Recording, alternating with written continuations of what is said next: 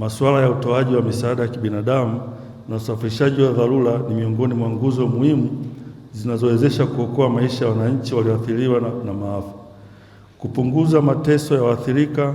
na kuharakisha urejeshaji wa hali za kawaida katika maeneo yaliyoathirika. Kwa kutambua umuhimu huo, serikali imeendelea kuimarisha mifumo ya uratibu, kujiandaa na kukabiliana na maafa kwa kushirikiana na wadau mbalimbali ili kuhakikisha misaada inawafikia walengwa kwa wakati na kwa kuzingatia viwango vya kimataifa vya utoaji wa huduma za misaada ya kibinadamu. Ndugu washiriki, napenda kutoa pongezi za pekee kwa WFP na washirika waliohusika katika utekelezaji wa mradi wa Field Based Preparedness Project ambao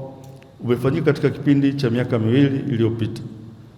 Mradi huu umechangia kwa kiasi kikubwa kuimarisha uwezo wa taifa katika sekta ya utoaji wa misaada ya kibinadamu na usafirishaji. Kupitia mradi huu, Tanzania imefanikiwa kuanzisha kikundi kazi cha kitaifa cha uratibu wa usafirishaji na ugavi wa misaada ya kibinadamu, National Logistics Working Group, mwezi Julai 2025,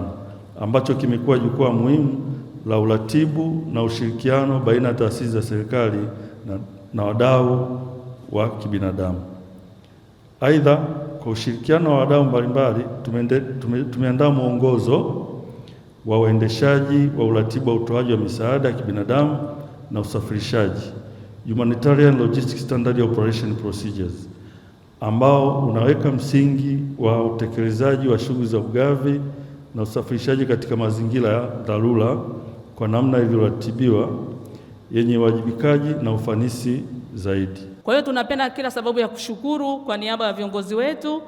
wakuu wetu wa mikoa, lakini pia na makatibu tawala wetu wa mikoa. Tunawashukuru sana wadau wetu WFP, lakini pia nikushukuru sana na wewe mgeni wetu rasmi, mkurugenzi wetu, kwa ajili ya kuona ni jinsi gani unatafuta wadau kwa ajili ya masuala haya muhimu, hasa haya masuala ya lojistiki, ambayo swala lolote likitokea katika mikoa yetu hii au katika halmashauri zetu hizi, huwa swala hili ni la muhimu sana. Sasa kama sisi waratibu au kama wananchi hawawezi kujua swala kama hili la lojistiki, ina maana kwamba tutaenda kuratibu masuala haya pasipo kuwa na mwelekeo, na tutaenda kusababisha majanga mengine tofauti na hata yale yaliyotokea. Kwa hiyo mimi kwa ufupi tu nipende kushukuru sana kwa niaba ya wenzangu, mratibu wa maafa mkoa wa Morogoro, lakini na sisi mikoa mingine ambao tunawakilisha hapa.